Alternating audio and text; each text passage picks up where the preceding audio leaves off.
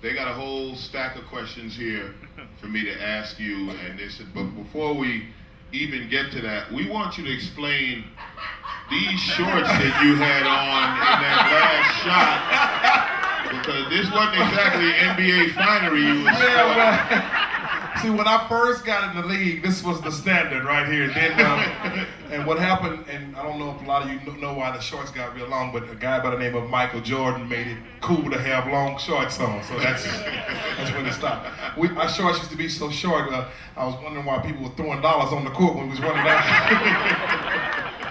So I'm from the old school. Oh man, so what was the welcome to the NBA moment? When did you know that you're in the league? You know. Man, when I first got in the league, they said I was gonna play three, which is the small forward, because I'm short for a power forward. They said, no, you gotta be small forward. I'm like, man, yeah. So I called my brother, hey man, I'm gonna play three, man, I'm playing three. So my first week, Dr. J,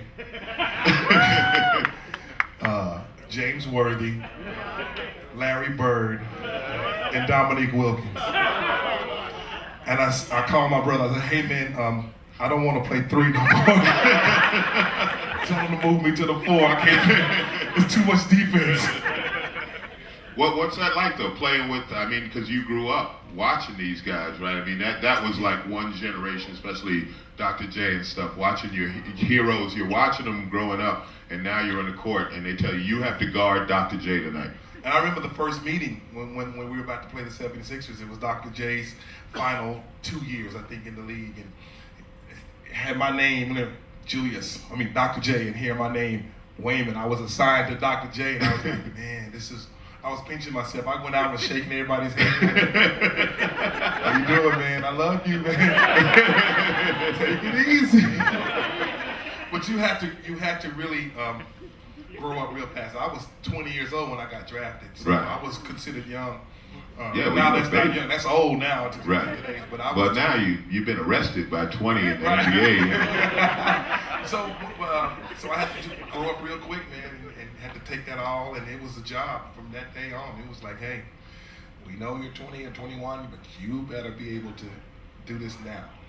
Now, what about Sir Charles, being a teammate of Charles Barkley? How's that?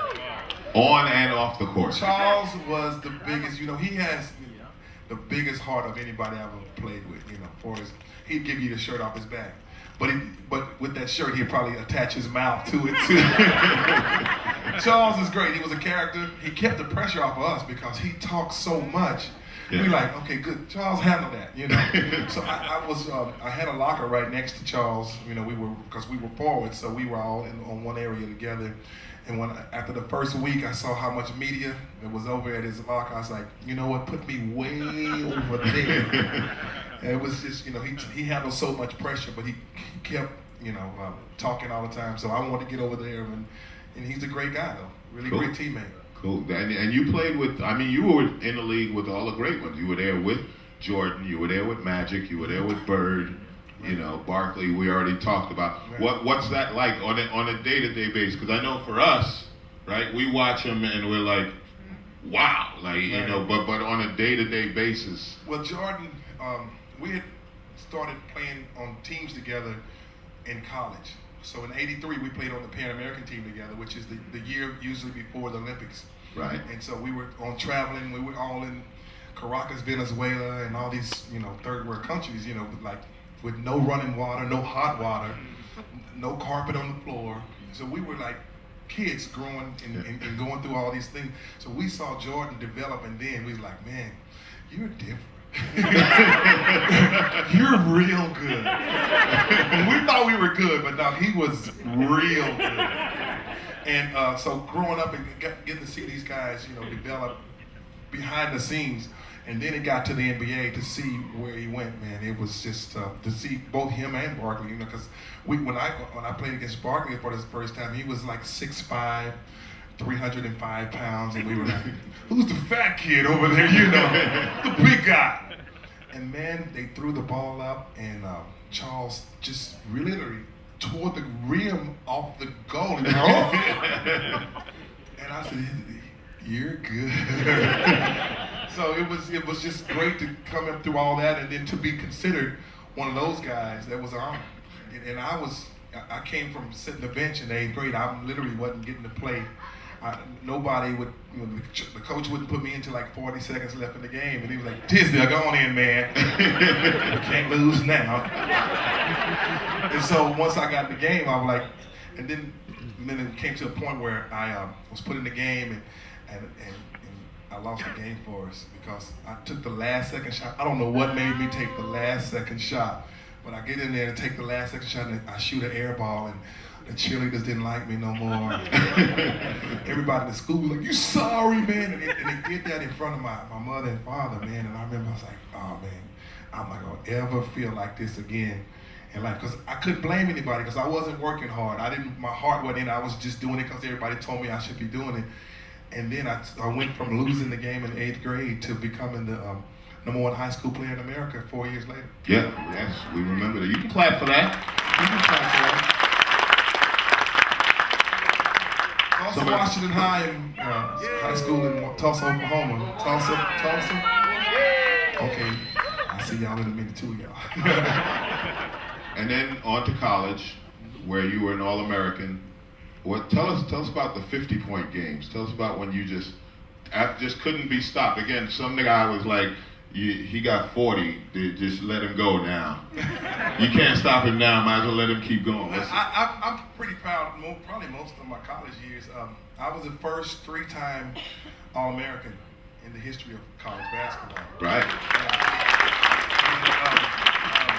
So I remember having to prove I had to play twice as hard. I had to do twice as much. So those 50-point games were on purpose because we had to prove twice as much because I went to a football school, the University of Oklahoma Sooners. Yeah.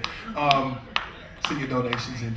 Anyway, so I went there. So we had to do twice as much as anybody else. And so I had a coach that was really probably my best coach, even out of all the pro coaches I had.